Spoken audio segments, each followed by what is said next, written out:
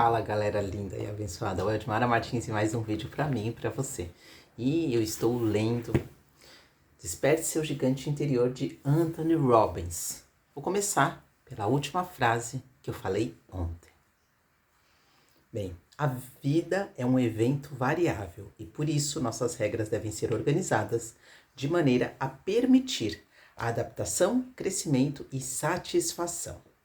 É fundamental compreender essas convicções inconscientes que controlam quando nos proporcionamos dor ou prazer. Juiz e júri.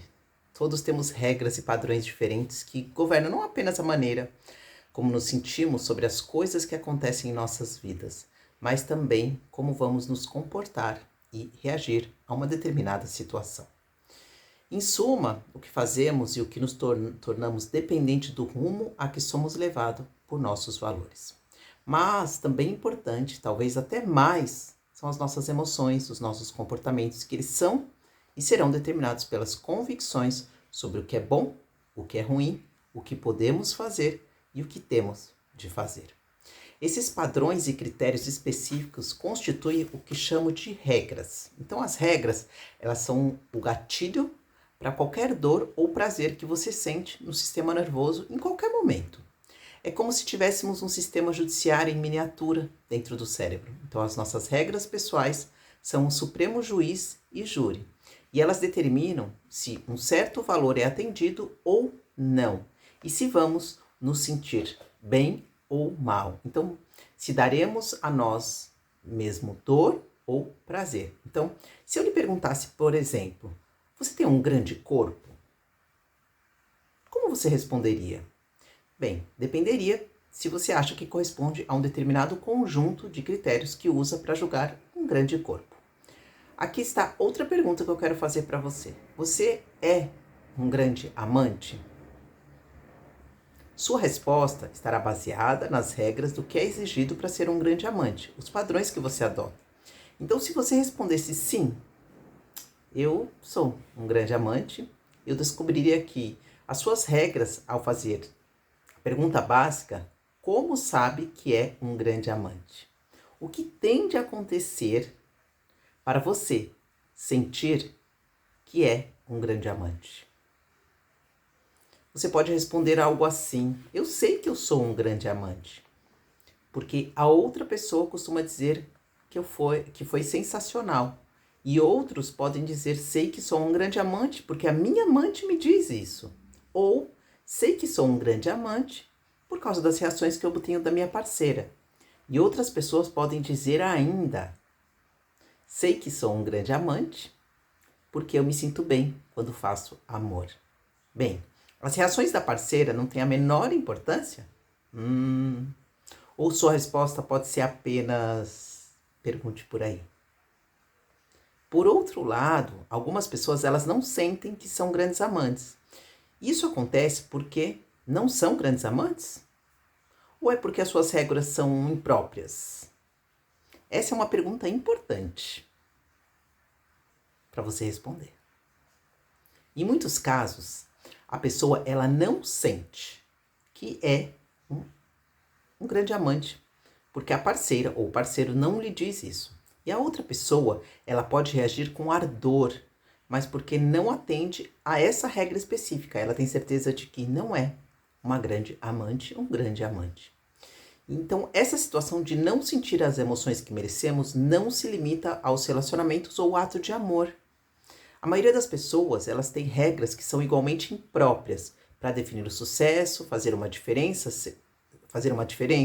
segurança, inteligência ou qualquer outra coisa. Tudo em nossas vidas, do trabalho à diversão, é presidido por esse sistema de juiz e júri. O ponto aqui é simples.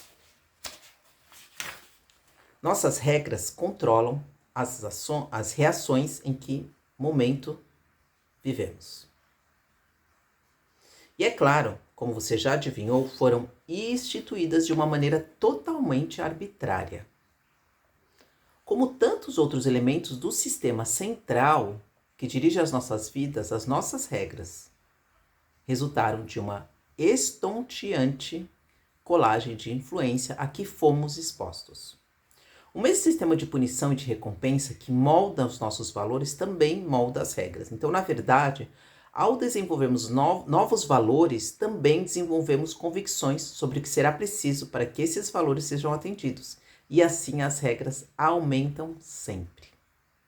E com um acréscimo de mais regras, muitas vezes tendemos a distorcer, generalizar e suprimir o passado. Desenvolvemos regras em conflito. Para algumas pessoas, as regras são formadas pelo desejo de se rebelar contra as regras, pelas quais foram criadas. As regras que guiam a sua vida hoje ainda são apropriadas para quem você se tornou? Pense nessa pergunta. Ou você tem de se apegar às regras que o ajudaram no passado, mas prejudicaram no presente? Mantém quaisquer regras impróprias da sua infância? Qualquer tolo pode fazer uma regra, e todo tolo se guiará por ela. Henry David Thoreau. Então as regras, elas são um atalho para o nosso cérebro. Elas nos ajudam a ter um senso de certeza para as consequências de nossas ações. Assim, permitimos tomar decisões rápidas sobre o que as coisas significam e o que devemos fazer. Quando alguém sorri para você, se tivesse de se empenhar numa longa e tediosa série de cálculos para calcular o que isso significa, sua vida seria frustrante. Em vez disso, porém, você tem uma regra que diz que se uma pessoa lhe sorri, isso significa que está feliz, é cordial ou talvez goste de você. Se alguém amarra a cara para você, isso desencadeia outra série de regras para o que as coisas significam e o que deve fazer. Então, para algumas pessoas, se alguém amarra a cara, isso significa que o outro se encontra no estado ruim e deve ser evitado. Outras pessoas, no entanto, podem ter uma regra que diz: se alguém se encontra no estado ruim, então preciso mudar seu estado. Você é desarrumado ou perfeito? Eu li uma história no livro Step 2 in Ecology of Mind, de Gregory Bateson. Era a transcrição de uma conversa que ele tivera com a filha anos atrás, e eu vou reproduzi-la aqui para vocês. Um dia, ela o procurou e fez uma pergunta interessante. Papai, por que as coisas se tornam desarrumadas com tanta facilidade? O que está querendo dizer com desarrumadas, querida? Perguntou ele. Sabe como é, papai? Quando as coisas elas não são perfeitas. Olhe para a minha escrivaninha agora, está cheia de coisas, desarrumada. E ontem à noite eu me esforcei ao máximo para deixar tudo perfeito. Mas as coisas não permanecem perfeitas. Elas tornam-se desarrumadas com a maior facilidade. Betson pediu à filha, mostre-me como é quando as coisas ficam perfeitas. Ela arrumou cada coisa nas posições determinadas e depois disse, aí está, papai, agora ficou perfeito. Mas não continuará assim. E se eu deslocar essa caixa de tinta para cá por cerca de 1 palmo? O que acontece? Ora, papai, agora ficou desarrumado. Além do mais, eu teria de estar reta e não torta como você deixou. E se eu mudasse este lápis para cá? Está desarrumado outra vez, papai. E se eu deixasse este livro aqui aberto? Também fica desarrumado. Betson declarou então para a filha. Querida, não é que as coisas fiquem desarrumadas com mais facilidade. Acontece apenas que você tem mais meios para desarrumar as coisas e só tem um meio para deixar tudo perfeito. A maioria das pessoas, elas criam numerosos meios de se sentir mal e apenas uns poucos meios de se sentir realmente bem. Eu nunca deixo de me espantar com a incrível quantidade de pessoas cujas regras as preparam para a dor. É como se tivessem uma vasta e complexa rede de caminhos neurais levando ao próprio estado que tentam evitar. E ao mesmo tempo em que só dispõe de uns poucos caminhos neurais ligado ao prazer. Um exemplo clássico disso é um homem que participou de um dos meus seminários, Encontro com o Destino. Era um famoso executivo, incluído na lista dos 500 de fortune. Amado pela comunidade por suas contribuições, muito ligado a 5 filhos e a esposa, um homem em excelentes condições físicas, um maratonista. Perguntei-lhe, você é bem-sucedido? Para surpresa de todos os presentes, ele respondeu muito sério. Não.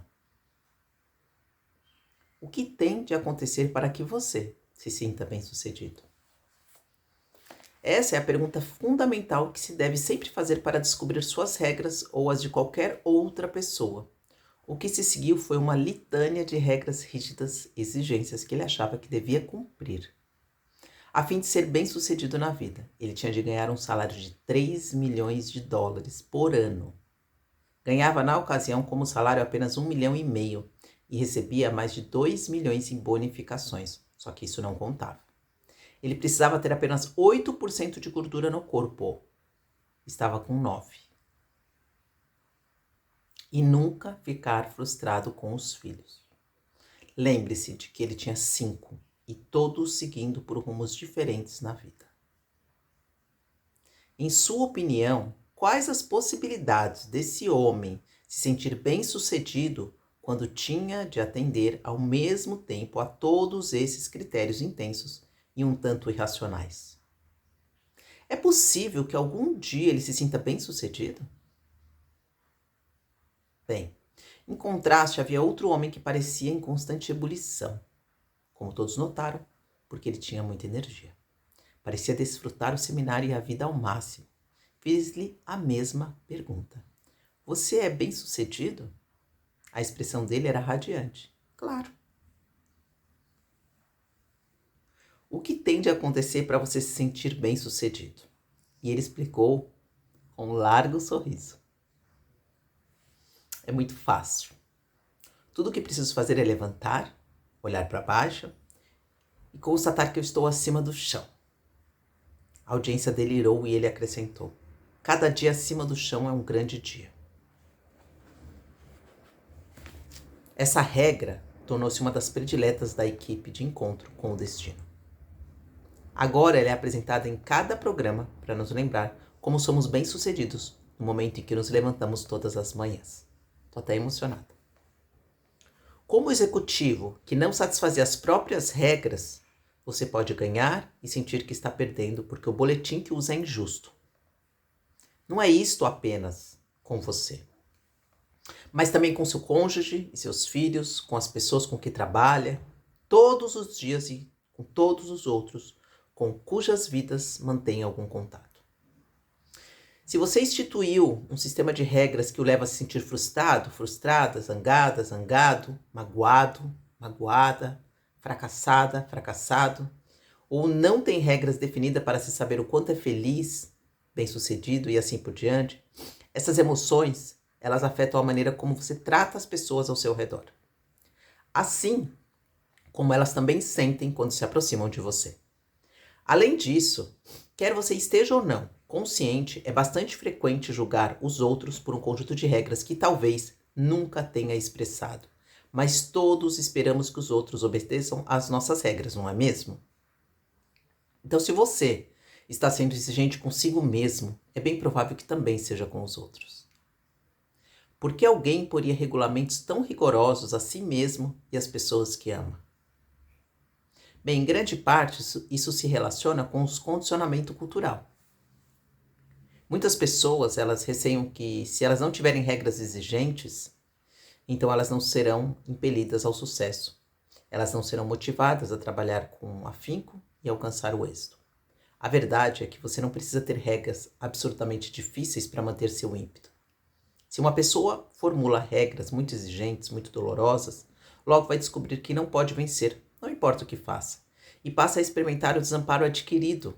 Claro que queremos usar o poder dos dos objetivos, a atração de um futuro irresistível para nos projetar para frente, mas devemos ter certeza de que no fundo, lá no fundo, de tudo existem regras que nos permitem ser felizes em qualquer momento que quisermos. Suas regras o fortalecem ou o enfraquecem? Queremos desenvolver regras que nos levem a entrar em ação, que nos façam sentir alegria, que nos permitam dar seguimento às coisas, não regras que nos obrigam a parar em pouco tempo. Descobri que há uma quantidade espantosa de homens e mulheres que instituem regras para os relacionamentos que tornam absolutamente impossível o êxito nessa área de suas vidas. Por exemplo, A regra de algumas pessoas para o amor é: se você me ama, então fará tudo o que eu quiser. Ou se você me ama, eu posso lamentar, queixar, importunar e você deve simplesmente aceitar. São regras apropriadas? Claro que não. Seriam injustas com as pessoas com que você estaria partilhando um relacionamento. Uma mulher que participou do encontro com o destino disse-me que queria realmente ter um relacionamento íntimo com um homem, mas parecia não ser capaz de manter um relacionamento com ninguém, passada a fase inicial da emoção de caçada. E aí eu perguntei-lhe: o que tem de acontecer para que você se sinta atraída por um homem? Suas regras ajudaram a nós dois a compreender no mesmo instante qual era o seu desafio. Para que ela se sentisse atraída por um homem, ele tinha de assediá-la constantemente, embora continuasse a rejeitá-lo. Se o homem insistisse, tentando superar a barreira, isso a levava a sentir uma intensa atração por ele. Significava que era um homem muito poderoso. Sua segunda regra era ainda mais interessante. Se ele persistia por mais de um mês, a mulher perdia o respeito e, com isso, a atração. Pode adivinhar o que costumava acontecer? Uns poucos homens absorviam a sua rejeição e continuavam a assediá-la, mas é claro que a maioria desistia depois de um breve período. Assim, ela nunca teria um relacionamento com tais homens. Os poucos que persistiam contavam com seu favor secreto por algum tempo, mas depois de um período arbitrário de cerca de um mês, ela perdia por completo o interesse. Ela descobria-se incapaz de permanecer atraída por qualquer homem durante mais de um mês, porque nenhum homem era capaz de prever a sua complexa escala. Quais as suas regras que são também inatingíveis? Algumas pessoas, para se sentirem no controle de qualquer situação, precisam saber com antecedência o que vai acontecer. Outras, para se sentirem confiantes em alguma área, precisam ter a experiência de fazer. Então, se fosse essa a minha regra para a confiança, eu não conseguiria realizar a maior parte do que fiz na vida. Muito do meu sucesso deriva da capacidade de sentir certeza de que podia alcançar algo, embora não tivesse referências a respeito. Minha regra para a confiança é a seguinte: se decido ser confiante, então vou me sentir assim em relação a qualquer coisa e minha confiança me ajudará a ter êxito. A competência é outra regra interessante. Algumas pessoas têm essa regra para a competência. Se eu fizer alguma coisa com perfeição ao longo de alguns anos, então sou competente. A regra de outras: se eu fizer de forma eficaz uma vez, então eu sou competente. E para outros ainda, competência é: se eu fiz algo parecido, então sei que posso dominar isso também. E, portanto, sou competente. Pode perceber o impacto que regras assim teriam em sua confiança, felicidade, senso de controle, qualidade de suas ações e de sua vida? Já quero agradecer a sua presença por aqui. Tenho certeza que esse livro é um divisor de água e vou dizer para vocês que esse capítulo aqui, uau, me fez viajar lá atrás, principalmente quando falou: se você me ama, você tem que fazer tudo o que eu quero. Porque, infelizmente, hoje eu tenho no meu círculo pessoas assim, que acreditam que amar isso é o outro, né? Fazer por ela, por ele, tudo. Muito obrigada. Já vou deixar aqui a play, tá? A play inteirinha desse livro maravilhoso, se você quiser acompanhar aí a leitura por mim. Aí você coloca o foninho e fica ouvindo. Então, um beijo e até o próximo vídeo. Que esse vídeo aqui da leitura do livro sai todos os dias às 3h30 da tarde. Mentira, de segunda a sexta. Então a leitura desse livro aqui sai de segunda a sexta às 3h30 da tarde, tá bom? E também faço a leitura da Bíblia, que esse sim, são todas as manhãs de segunda a segunda. Um beijo, obrigada. Já vou pedir para você dar um like, compartilhar geral, se inscrever no canal para fortalecer aqui. Que Deus abençoe. Gratidão.